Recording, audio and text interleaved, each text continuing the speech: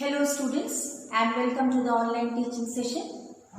Children, in the previous videos, we were discussing about the movement of water and minerals from the root of the plant till the tip of the plant. And in this case, we saw various methods like we saw diffusion, then osmosis, active transport, passive transport, flaccidity, plasmolysis, deplasmolysis, ascent of sap. We saw various terms. Clear? And while using all these steps, we saw that plants absorb large quantity of water. Okay, we saw that the plant absorbed large quantity of water, but plant use only 2 to 5% of the water absorbed by it for its various processes like photosynthesis. Clear? That is, plant need water for the process of photosynthesis, but the plant use only 2 to 5% of the total water absorbed by it. Then what about the other percentage? What about the other amount of water? That is near about 95 to 98% of water get lost from the plant. Anyhow, plant remove that water. Clear? So, from this we got a term, that is the loss of water from the aerial part of the plant is known as transpiration. Okay. So what term we have got? The loss of water from the aerial part of the plant is known as transpiration. Clear? Now, this will become more clear, or after getting this definition, the different scientists came forward and then they did multiple experiments, okay, to check out whether the transpiration is taking place or not. Now here one by one we will see these experiments. Now we'll start with experiment number 1, that is given in your book on page number 58. Okay, and the experiment is to show that water vapor is given out during transpiration. So what is the experiment? To show that water vapor, because plant will lose water in the form of vapor. So here we can write the definition like this: the loss of water in the form of water vapor from the aerial part of the plant is known as transpiration. Now the experiment is to show that water vapor is given out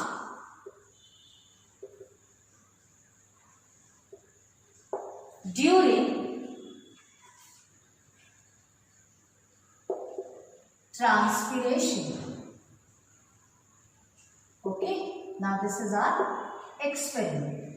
Now, what to do? In this case, we have to take a potted plant like this.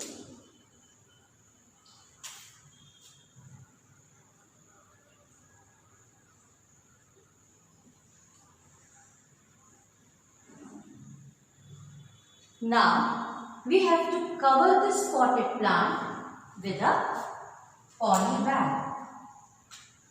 Okay, take a poly bag and cover this potted plant like this. Now, keep this, these are the steps.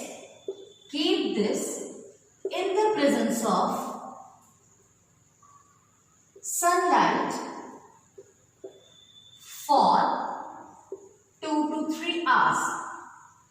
After 2 to 3 hours, we will see that the water droplets are formed on the inner side of the poly bag. Now, these are the water droplets, okay, which are present on the inner side of the polythene bag.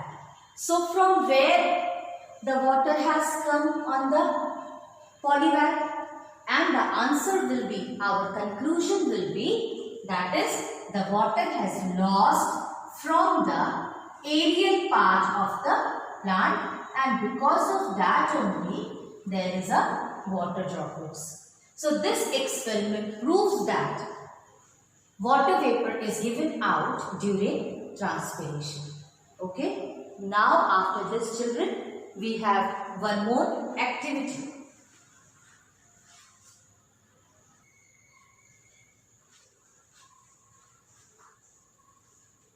Now see, this is your experiment number 2, and the experiment number 2 is to demonstrate transpiration in plants. Now see what we have to do in this case. We'll take 2 potted plants. Okay. After taking these 2 potted plants, we will cover this pot with a plastic sheet. Okay. And tie this sheet from here. In the same way, cover this pot with a plastic sheet and tie this sheet at this place. Now children, why we do so? Reason, so that there may not be any water loss from the soil. That's why we have covered this with a plastic sheet. Now, then we will cover this whole pot along with the plant in a bell jar. So what is this? This is our bell jar. This is our plant. This is pot, and this is polythene. Clear? Same thing we will do here also. But here we will do one more thing, and we will keep one cobalt chloride paper.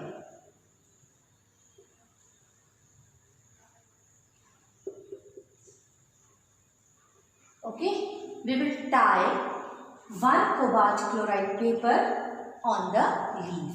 Now, color of this cobalt chloride paper is blue. Okay. In the third, what we will do? We'll directly keep the bell jar. So this is our bell jar. Now no need to put any plant over here, no pot, nothing is there. Only I have kept one jar, and inside the jar I have kept one cobalt chloride paper which is blue in color. So this is our setup. This is setup number A, setup number B and C. Now you leave it for some time. We can leave it for again 2 to 3 hours. And after 2 to 3 hours, we will observe that there are water droplets on the inner side of the bell jar. Okay. So from where the water has come? One thing, it cannot come from the pot. It cannot come from the soil that is present in the pot, because we have already covered this with a polythene bag. So from where the water droplets has come on the jar? Definitely that is because of the loss of water from the aerial part of the plant. This proves transpiration. Okay. Now, double proof. What we have done to check it once again. We have covered this plant or we have put one cobalt chloride paper. Okay. Now, the color of the cobalt chloride paper will turn pink. Okay. It will turn pink. Now see what happened. Because in the presence of moisture, the blue color will turn pink. This is the property of the cobalt chloride paper. This shows that definitely the water has lost from the leaves. So this is the experiment to prove that there is a transpiration from the plant. And there is no effect.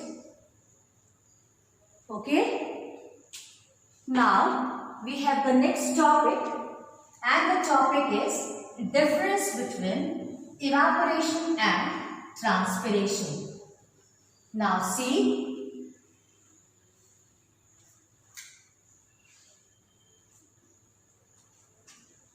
we have already read this.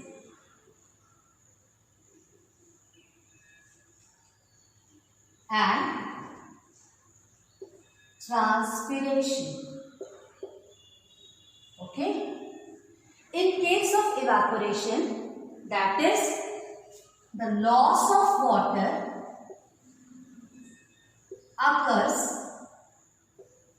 from the surface, that is from the free surface. But in case of transpiration, it occurs from the cells. Okay. Second, this is a physical process,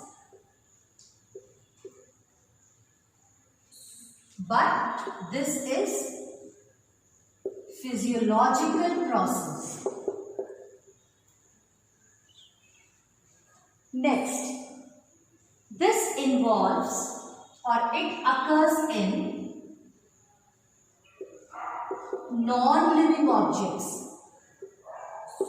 And it occurs in living object. As I told you that it takes place inside the cell. Now, it is affected by temperature and humidity. Now see children, if the temperature will be very high, then rate of evaporation will also be high. And if there is humidity like nowadays condition, then there will be less evaporation. You can see that nowadays if we put wet clothes, then it takes time to get dried. Why it takes time?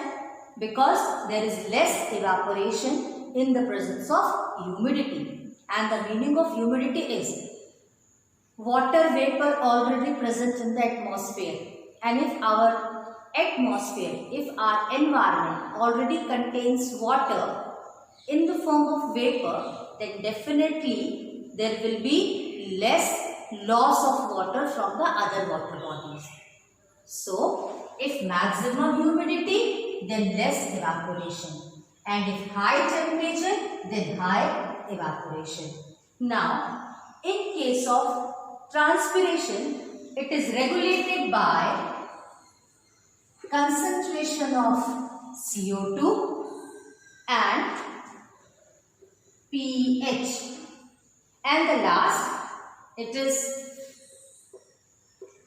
fast process and it is slow process. Clear? So this is all about the difference between evaporation and transpiration. Now, in the next part, we will see the other activities, that is measurement of transpiration.